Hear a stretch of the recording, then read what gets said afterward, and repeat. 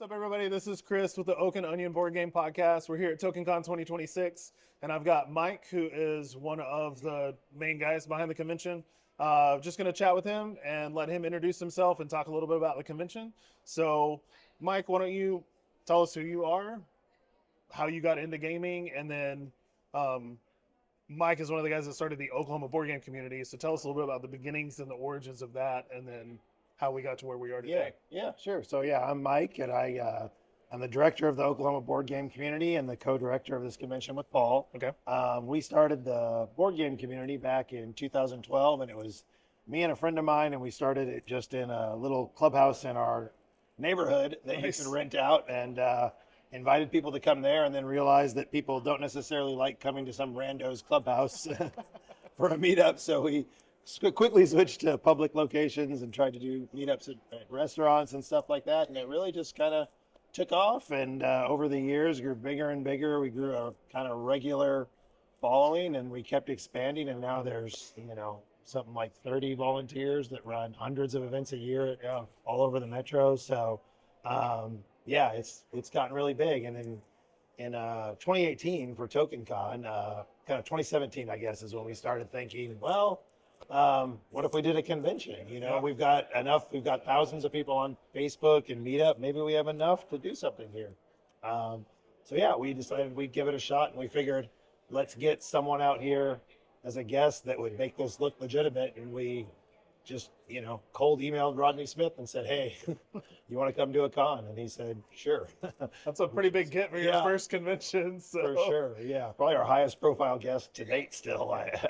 I'm amazed that he came out to a convention of less than 300 people that had never existed before. And when we told him we'd have 300 people, that was completely on faith. We didn't have tickets. I don't think we'd even booked a venue yet. We were early days, yeah. And so the first convention was 2018. Mm-hmm. Okay. Yep. And so you said about 300 people that year. Yep. Tell us how it's grown and evolved and what's changed over the years. Yeah. So 300 people that first year, then kind of grew to about 450 the next year. Then of course we had the COVID years for a little bit, and we ended up taking off 2020 and 2021. And that's when we moved it from October to March, and moved venues to a bigger venue, and it's just grown every year since. So we're almost 1,500 people this year. That's awesome. Which is awesome to me. Like, it's so cool to see how much it's grown. And we've expanded our volunteer base. We're almost 100 volunteers now. So every year it's gotten bigger and bigger venues and nicer venues. And stuff like that.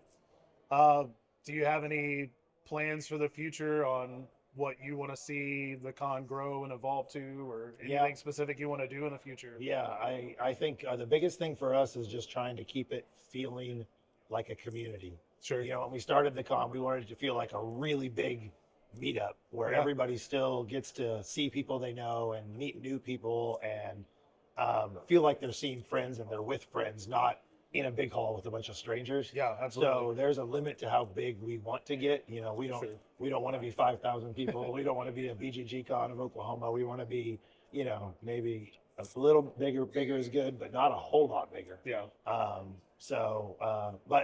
We every year we try to make it better organized. That's always our goal: is better organized, more stuff to do, more ways for people to get to know each other and interact. And in the near term, definitely one of our goals is to keep improving the technology we use to make the con feel more accessible and just easier for people to interact. That's why we had that Players Wanted app this year for people to find other tables to play with. We're working on improving the play to win system so that it's easier for people in the future to choose which games they win and, or have more control over which games they might win. That kind of thing. That's cool. So you personally, obviously you do a lot of work during the weekend. Yeah. But you still get to game and chat with people a little bit. Yep. Do you have any, maybe it's this year, maybe it's a year in the past, when you look back on the past Token Cons, what is the memory that stands out that just your favorite memory? There's a lot. But I would say I still can't forget the year we had Tom Lehman out because that was his Race for the Galaxy is my most played game of all time. Okay. I've played it over 3,000 times, most of those on BGA. Sure. I was going to say, that makes sense. I played that game for a while, every day, just over and over. A BGA game's 5 minutes and 2 players, so it's quick. But I mean, I loved Race for the Galaxy, still do.